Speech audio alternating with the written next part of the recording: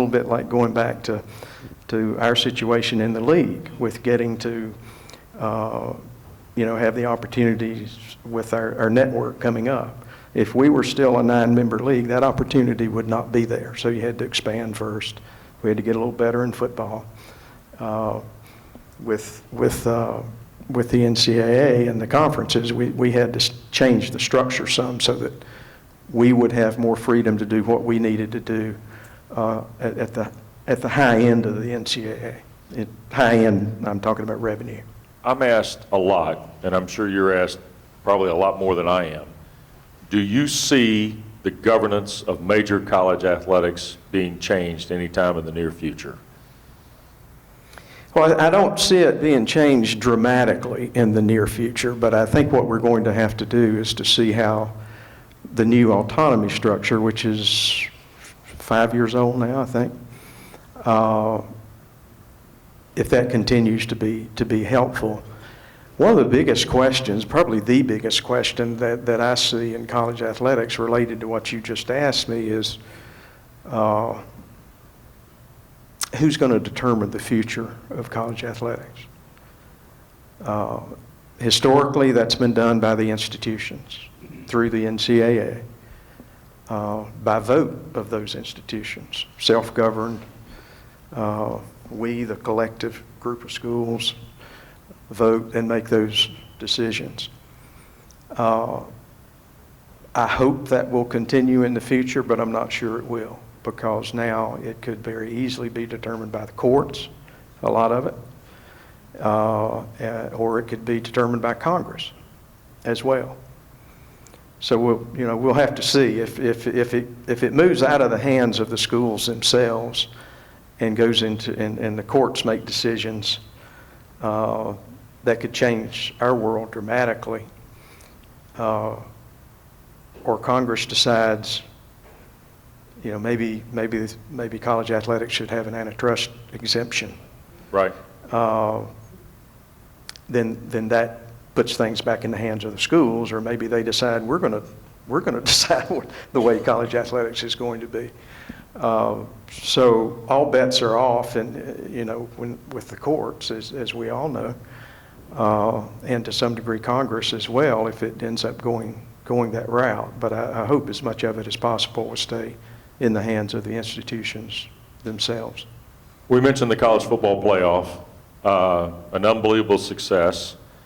Are you surprised how much momentum the college football playoff has built in its first 5 years? Somewhat. The college football playoff is, from a collegiate sports standpoint, I call it a startup. A lot of business people here, you have startup businesses. It's the most successful startup that I've ever seen in college athletics. It really is. And it was a bear to get there, believe me. Now, you talk about some conversations within the room with the conferences and we're going there in a minute. I just wanted to go ahead. Now that was work that literally took years. Right. But you're talking about the Tuesday morning after Alabama and LSU played in the BCS national title game. And well, met in the hotel. In New Orleans, yeah. But I think it's been fantastic personally. It's been very well received, I think, by most people, media, fans, players, coaches. Financially, it's been a huge success. Television partners are happy. And BCS before it was, again, there's a evolvement there and a progression. But I think we're in a really good place with the college football playoff. I really do. I know some people want to want more people in it. That has, and that may happen at some point in time. I do not think that's imminent. When you sat in the room and created the committee, the idea for the committee was brought forth rather than some guy in his mama's dark basement banging out a computer. No offense to people in their basement banging out computer programs. Did you sense that the committee and the college football playoff would be such a volatile piece every week and make the regular season, Commissioner, so consequential. Because the beauty of the playoff is it's made the regular season of college football meaningful every week, which in some respects, blessed to walk on both sides of the street, makes it better than the NFL because of the way the games play out every week.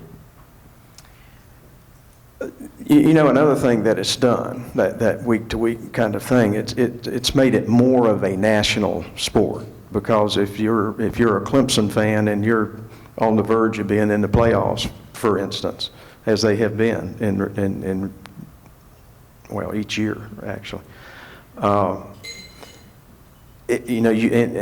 Oregon, what happens to Oregon may impact you. You know, it's had a tremendous effect on fans and keeping up with teams across the nation because of the potential impact it can have on the teams going into that. So, we talk about the success of college football, and here we are in this footprint. We don't have an issue with college basketball. This league has been incredibly successful in college basketball. You said it at the front. This was a college basketball league that has now made incredible strides in football to the point where they won 2 of the last 3 national titles and been in the ACC and the SEC are the only 2 leagues to be in the college football playoff all 5 years. But are you concerned as a commissioner of a Power 5 league about college basketball? Well, first of all, I think we, the ACC, has been less impacted by the concerns that I think you're expressing the concerns than any other conference. Yeah, the one and dones and all that thing, and plus the stuff that happened, obviously. Well, particularly here, but one of the things, I think there's several things that are impacting college basketball. One is that the postseason has become so big that it's negatively impacted the regular season. And with the football playoff, that's one of the things we wanted to avoid. And I think that's been the case. I think that has been avoided. Not only avoided, I think the college football playoff, as you just pointed out, has enhanced the college football regular season. Whereas in basketball, March has become so big, which is a great thing. But to the casual basketball fan, a lot of people really don't jump into, I'm talking nationally now, a lot of people don't really get into college basketball too much until early to mid-January when the college football season with the playoff is truly over. Again, I don't think that's quite as true in our league. I think we're the premier college basketball conference and have been for a long time and hopefully will be for a long time into the future and certainly still are now. So that's what I meant when I said I think the ACC has been a little less impacted than any other conference.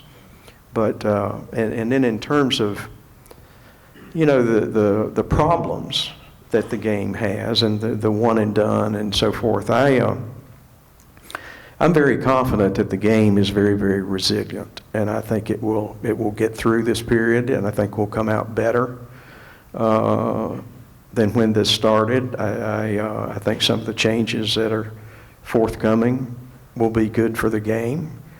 I don't like the one and done rule. I don't think it's good for college basketball.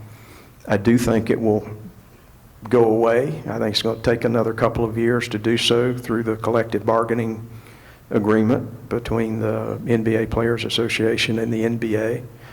If Adam Silver, the commissioner of the NBA, could snap his finger and do away with it now, he would. But he cannot do that. The NCAA doesn't control it. We have no control over it. But I do think that the few, and it would be a few, players that could come out of high school and go directly to the NBA should have that opportunity to do that, or have other opportunities to go professionally. And I don't think that would hurt college basketball one bit. I don't think we would, once you have them, and you lose them, you miss them. If you've never had them to begin with, college basketball didn't miss LeBron James, because they never had him.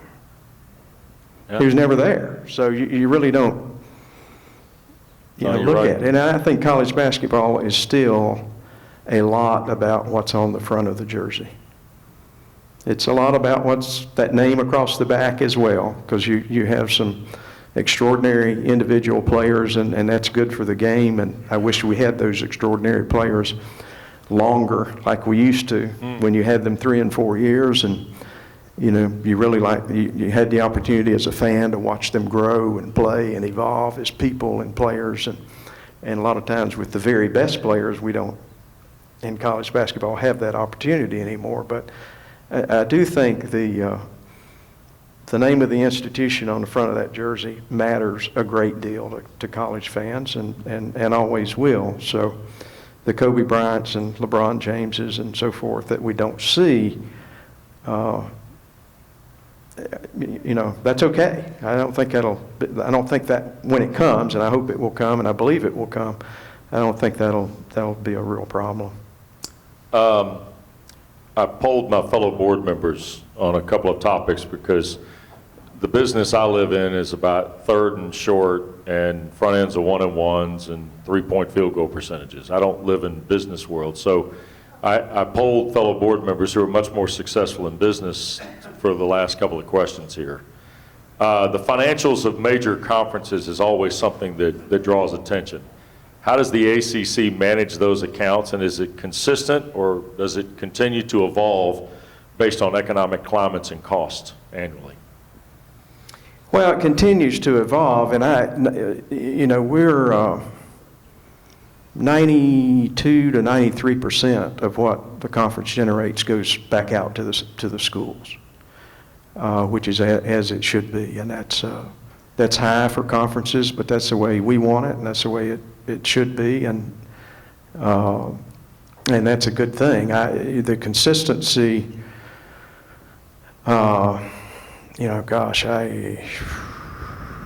when I started in '97 in the ACC,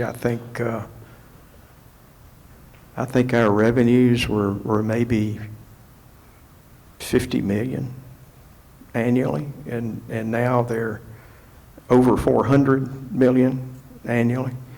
And pretty nice growth, Commissioner. And what's good growth? It needs to be even bigger, and will be, assuming the channel is successful, and I think it will be. So,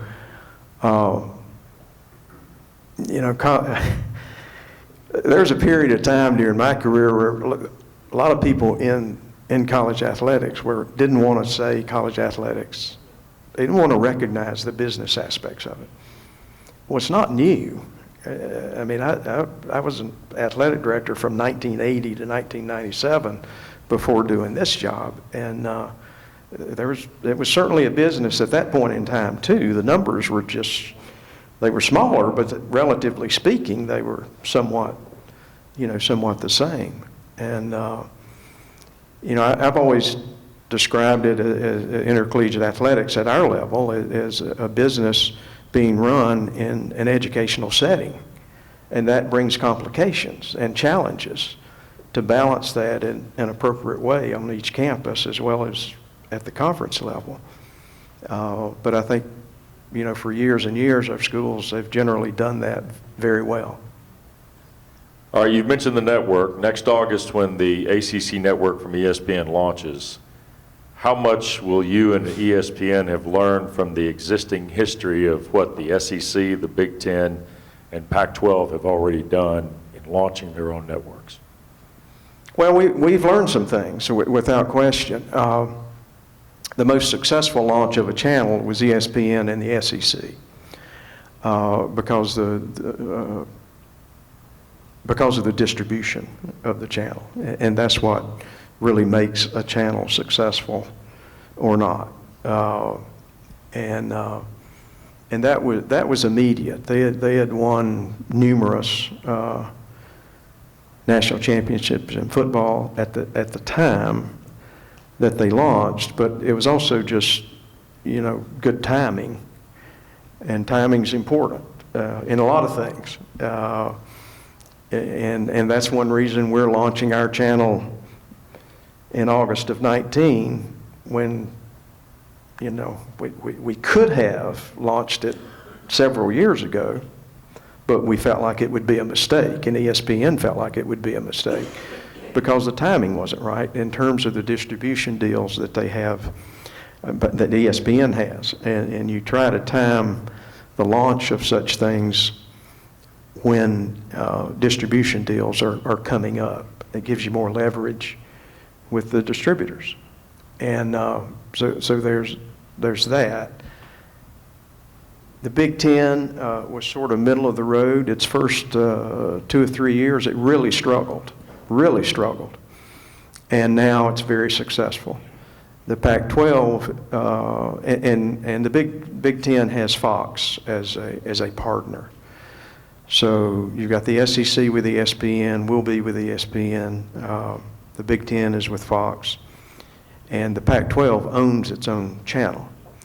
And that's where they've had a problem, because they don't have a partner that has leverage in the marketplace to drive distribution. And one thing so we've learned some things there in terms of timing, in terms of, you know, first few years, you may need some growth period. And then the idea of owning your own channel so far has not worked out great for the Pac-12. So, you know, eventually maybe it will. So there are different ways to approach this. So we have learned some things, you know, from the other conferences that have launched. Last December, you mentioned, I think you were speaking at the Sports Business Journal event in New York, you mentioned that one of the objectives when the network launches is not only to be available, but also to make sure that the production and programming is of quality nature. Why is that so important to you? What is it about the ACC and the quality of it that you want to make sure is ensured almost from day one? Well, you want it to be reflective of your cornerstones of what you're all about, and you want the programming to show that and reflect that.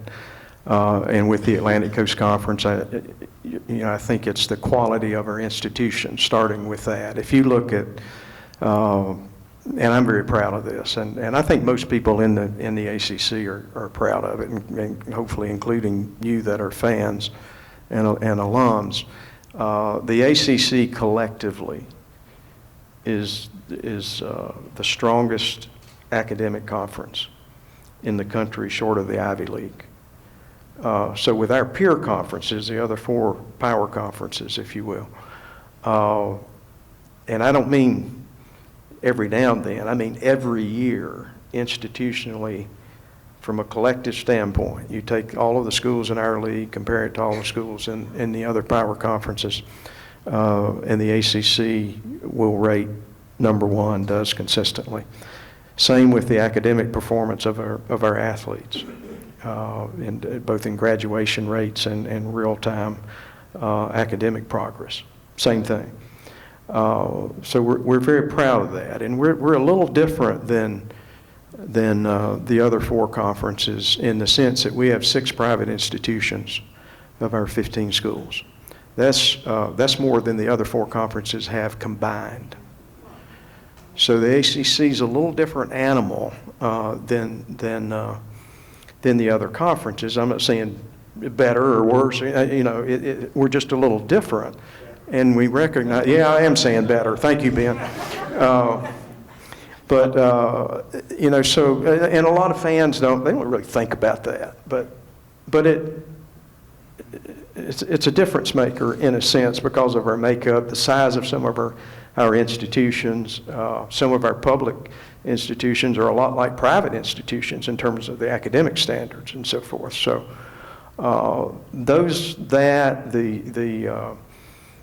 the Olympic sports that we sponsor and the quality of those Olympic sports. You always want to be emphasizing the integrity of the programs. And one way to do all that and reflect your cornerstones and your values is to tell stories and to personify those values through your athletes and through your coaches, and because they're the greatest assets that we have. I mean, we don't exist without the athletes, and that's why we're here. And they say more about our league than anything. And there's so many great stories out there that don't get told. And when you have your own network that's 24/7 programming for the Atlantic Coast Conference, you're going to learn a lot about the ACC and the people in the ACC, particularly the athletes, that you've never known before. And you'll probably watch some sports you've never watched before, and you'll probably like those sports. So it's a really exciting venture for us, and I think for ACC fans. Real quick, I want, some folks may be aware of this, just in terms of the physical plan of what's going to happen for the network. Would you briefly mention that each institution has already committed, what I want to say on average about $10 million to a on-campus facility that will be part of the network? Is that right? Yeah, in essence, and those facilities, they're production facilities, that a lot can be done on campus and fed into ESPN and the ACC ESPN channel, the ESPN network. And but it can also be used, it has a real spillover effect on campus as to how those facilities can be used. And one of the spillovers is the opportunity for a lot of students to have jobs in production, and those that are interested in going into your world, Wes, and just let them hang on. I need 10 more years in front of the just camera. 10, maybe 15, but that'll be a really nice spillover effect too. All right, we're going to take a few questions here. Dave, how do we go about doing that? Do we have a microphone, or do we just look out? And Dave Gorin will be playing Phil Donahue. Just raise a hand. Robert Crawford has a question. Robert Crawford with camera in hand. Yes, sir. John, most people love the 4-team playoff. What's your thought about 8?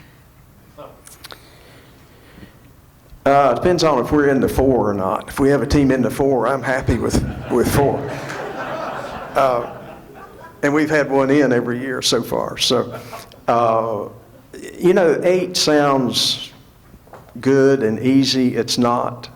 This isn't rocket science. I don't mean to indicate that. But if we went to 8, there are a lot of implications to that, from additional games and what does that mean to the players. Do you play the first round during exam periods in December, which a lot of our presidents do not want to do? If you want to avoid that, do you go from 12 regular season games back to 11, or do you back the season up and start a week earlier and take it, more into the summer to start the season? Do you go to the back end and go later and push football in even deeper into basketball season? And what are those implications? So it's, there would be a lot of decisions to be made there, and there are a lot of financial implications to each of those decisions. The one bit of history I would share with you in the college football playoff is not an NCAA championship, because the NCAA does not run the college football playoff. The conferences do. But every NCAA championship I have ever seen has grown, just historically. I don't care what the sport is. It's grown. So I'm not going to sit here and say I don't think it'll ever be 8, because it might, but I don't think it's imminent. I think the media, I don't mean this critically, but there's a lot more talk in the media this year going into the championship game about it going to 8 than was merited. Much more so than the talk within the room where the decisions are made. I don't think we're close to that, but I wouldn't say it'll never happen. But it needs to be, if it's done, it needs to be done in a very thoughtful way and understand the implications of growing it. I'd like to say that I was the one on 371 that does not want it to go to 8. So next Very time you, good thing to say. next time you visit with us, it's my co-host that thinks it should expand, not That me. Packer guy, huh? Yeah, the Packer guy. All right. Mr. Gorin. I have to apologize, Wes, because as some of you probably don't know, have never watched a press conference, when you ask a question, you're supposed to give your name and your affiliation first, sir. Home address and phone number too, I think, right? I'm nobody. With the full vision of hindsight in 2019, if you were to go back and advise Maryland the year that they left the conference, would you tell them to stay, or would you say you did the right thing and leave? Man, this is quite a... Mr. Nobody's tough over there. Yeah. You know, What's his address? Yeah. And where did he go to school? Did you go to Maryland? I don't, well, first of all, when you lose a founding member, that doesn't feel very good. And the way that occurred didn't feel very good either, candidly.